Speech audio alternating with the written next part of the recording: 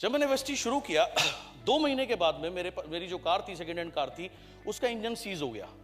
अब उसको चालू हालत में लाने के लिए 50 से 60 हज़ार रुपए की जरूरत है। वो 50-60 हज़ार रुपए तो मेरे पास है नहीं। तो मैंने बस में, कभी कभी डाउनलाइन की कार में, अगर कार है तो डाउनलाइन की बाइक में, अगर उसके पास बाइक है तो ऐसे उस समय बिजनेस बिल्डअप किया। और ज़्यादातर समय बाहर बिल्डअप कर रहा था तो ज़्यादा फर्क नहीं पड़ता था। ट्रेन में 2-2.5 दिन लगते थे उड़ीसा जाने में, राइट। अब आपको पता ट्रेन कैसे हिलती रहती है ना लगातार, तो 2 दिन 3 दिन जब आप ट्रेन में बैठ करके आते हो, उसके बाद आप घर में भी खड़े होते हो तो आप ऐसे हिलते रहते हो।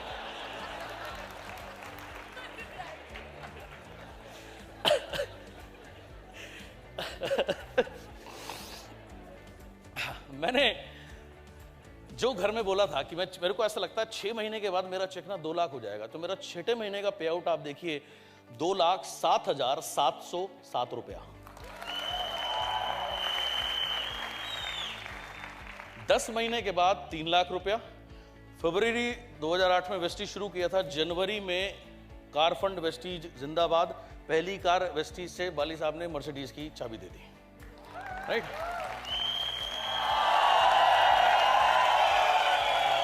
तो उस समय 1 साल के बाद 3.5 लाख रुपए की इनकम, मर्सिडीज आ गई। मैंने कहा यार अब तो मजा आ गया। Again testing time. तब मैं क्राउन था। क्राउन कितने लाइन से होते हैं? गुड। तभी वेस्टीज के एक लीडर थे, उन्होंने अपनी कंपनी खोल ली और मेरी 6 में से 3 लाइन उनके साथ चली गई। मेरी फिर इनकम आधी हो गई। लेकिन तब तक मैं इतने सारी उतार चढ़ाव देख चुका था, मुझे पता था ये बहुत टेम्पररी फेस है। और इस बार मैंने एक काम और किया, मेरे एक्सपीरियंस से मैंने सीखा था, जब आपका कोई जाता है ना, उसे बचाने के चक्कर में मत लगो, राइट। आप और एग्रेसिवली दूसरी जगह बिल्ड करना शुरू कर दो।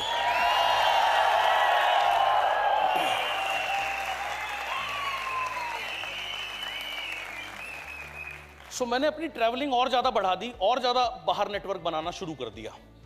एंड तब एक इंसिडेंट हुआ। और रेगुलर मैं जो रोज विजुअलाइज मैं करता था कि मुझे यहां बनना है, इस पे चेक पे पहुंचना है और मेरा लाइफस्टाइल ये होना चाहिए, मैं रोज विजुअलाइज करता था। उसका परिणाम क्या हुआ? उड़ीसा में वेस्टीज का पहला अवार्ड फंक्शन हुआ। उसमें सुदर्शन को मर्सिडीज उसने ली। अगले दिन वो मेरे को एयरपोर्ट छोड़ने के लिए आया। मेरे को जाना था वहां से कोचीन, तो मेरी फ्लाइट थी भुवनेश्वर टू मुंबई, मुंबई में 2 घंटे का halt, then Mumbai to Cochin. अब सुबह वो आने में कुछ लेट हो गया, ट्रैफिक भी ज्यादा था, डर डर के वो भी चला रहा होगा मेरी तरह, तो मेरी फ्लाइट मिस हो गई। अब मेरी फ्लाइट जब मिस हो गई तो अब मेरे पास कोई और ऑप्शन नहीं, अगली फ्लाइट 2 बजे से पहले है नहीं, तो 4 बजे की मैं कोचीन की फ्लाइट तो पकड़ ही नहीं सकता। तब मुंबई टू कोचीन एक ही फ्लाइट जाती थी। अब वो छूट गई तो मुझे एक रात मुंबई में जबरदस्ती रुकना पड़ेगा। तो मुझे वैसे ही बैठा हुआ था मैं, तो मुझे दीपल जी के बारे में, नीलेश जी के बारे में याद आया। तो मैंने दीपल जी को फ़ोन किया, तो मैंने कहा ऐसे ऐसे मैं मुंबई आ रहा हूँ। तो बोली ठीक है, हमारे घर ज़रूर आना। तो मैं अगले दिन ब्रेकफास्ट पे इनके घर गया। अब जैसे पुराने लोग मिलते हैं तो जनरली क्या बात करते हैं, आप कैसे हो? मैंने कहा जी मैं बहुत अच्छा हूँ। कहाँ से आ रहा है? मैं कहा ऐसे भुवनेश्वर गया था। क्या कर रहे हैं? मैंने कहा सुदर्शन ने बेंज ली है। फोटो दिखाई, बोला अच्छा सुदर्शन ने बेंज ली, बहुत बढ़िया। उसकी इनकम कितनी हो गई? मैंने कहा इतने 3 लाख रुपए हो गई। बोला तुम्हारी इनकम कितनी है? मैंने कहा 3 लाख रुपए है। अच्छा तुम्हारे साथ डॉक्टर रेजा गए थे, उसकी इनकम कितनी है? मैंने कहा 2 लाख रुपए है। बोला अच्छा वो अशोक घोष गए थे? मैंने कहा उसकी इनकम 1.5 लाख रुपए है। अच्छा देवशीष घोष गए थे, उसकी इनकम 1.25 लाख रुपए है।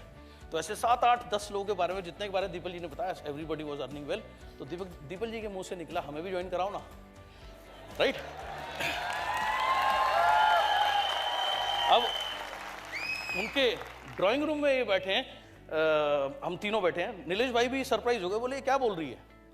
एंड एनीवे उन्होंने 1700 कुछ रुपए का सामान लेके ज्वाइन किया। लेकिन वो बोली यार अभी मैं कितना करूंगी नहीं करूंगी मुझे नहीं पता, किसी को बोलना मत, हम जुड़े हैं। तो मैंने बोला ठीक है जी, मैं क्यों बोलने लगा।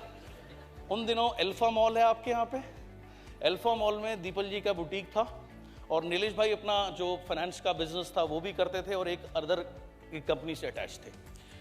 और उन दिनों मैं फर्स्ट एंड लास्ट टाइम इनके बुटीक पे ये मुझे लेके गई और इन्होंने मुझे एक सीक्रेट का वीडियो दिया, राइट।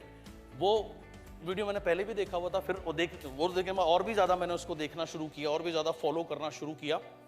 अब इन्होंने क्या, मैं वहाँ से निकला, सिर्फ बाली साहब को मैंने बोला, मैंने कहा ऐसे ऐसे दीपल ने ज्वाइन किया, लेकिन उसने भी मना किया किसी को बताने के लिए। बोला ठीक है यार, जब उसका मन होगा देखेंगे। अब इस बीच में क्या है, 2-3 महीने का पीरियड निकल गया, तो उन्होंने सिर्फ ज्वाइन किया, सामान लिया, नो एक्टिविटी, नथिंग। मेरे एक डाउनलाइन ने मुझे बोला कि सर मुंबई में एक स्ट्रॉन्ग ग्रुप है, वो आ सकता है, लेकिन मैं वहाँ जा नहीं सकता, मेरे पास पैसे नहीं है। राइट, मैंने कहा कोई बात नहीं यार, तू फिक्स कर दे भाई, मैं चला जाऊँगा, तू टेंशन मत ले। तो बोला ठीक है सर, मैं आपकी बात करा देता हूँ। उसने मेरी बात कराई एंड मीटिंग फिक्स करी। मैंने उस समय मुंबई में पहली अवार्ड सेरेमनी होनी थी, सो मैंने डिसाइड किया कि उससे 2 दिन पहले मैं जाऊंगा, क्योंकि जो मेरी स्ट्रेटजी रहती है, पहले आदमी को छोटी मीटिंग दिखाओ, छोटी मीटिंग के बाद should always be followed by a bigger meeting, ताकि आप उसको बड़ी पिक्चर दिखा सको। तो मैं उस अवार्ड सेरेमनी से 2 दिन पहले यहाँ, मैंने कहा 2 दिन में उससे मिलूंगा, फिर अवार्ड सेरेमनी में लेके जाऊंगा, अवार्ड सेरेमनी में बड़ी पिक्चर देखेगा, बाली साहब से मिलेगा, ऐसे ऐसे यार ये सेट हो जाएगा। अब मैं यहाँ पहुँच गया, अब मैं उसे फ़ोन कर रहा हूँ, मेरा फ़ोन ना उठाए। अब मैं स्पेशली मैं उसी के लिए आया हूँ और बात करके आया हूँ, लेकिन अब मैं उसे फ़ोन कर रहा हूँ, मेरा फ़ोन ही नहीं, उसने मेरा 2 दिन तक फ़ोन पिक नहीं किया। राइट, अब मेरी टिकट पहले ही बन चुकी है, मैं आ गया हूँ तो आ गया हूँ, मैं क्या कर सकता हूँ। हमारे हाथ में क्या होता है, हमारे हाथ में रिजल्ट्स कभी नहीं होते, हमारे हाथ में हमारे कर्म होते हैं। राइट, सो मैंने मेरा कर्म जब सही किया है, तो परिणाम आज नहीं मिल रहा तो कल मिल जाएगा, यहां से नहीं मिलेगा तो कहीं और से मिल जाएगा। राइट, सो 2 दिन मेरे पास करने को कुछ नहीं, 2 दिन ऐसे ही। 3rd डे अवार्ड सेरेमनी खत्म हुई, बाली साहब मैरियट में रुके हुए थे, जो कि दीपल जी के घर के बहुत पास है। तो शाम को वहां से फ्री होके बाली साहब ने और मैंने दीपल को फ़ोन किया।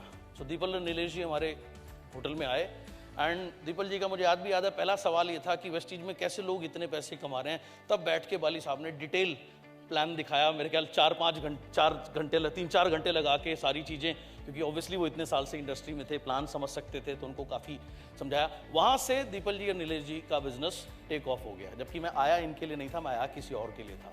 सो अगर आप अपना काम सही करोगे, आपको कहीं ना कहीं से परिणाम मिलेगा। आप अपना काम सही रखो बस।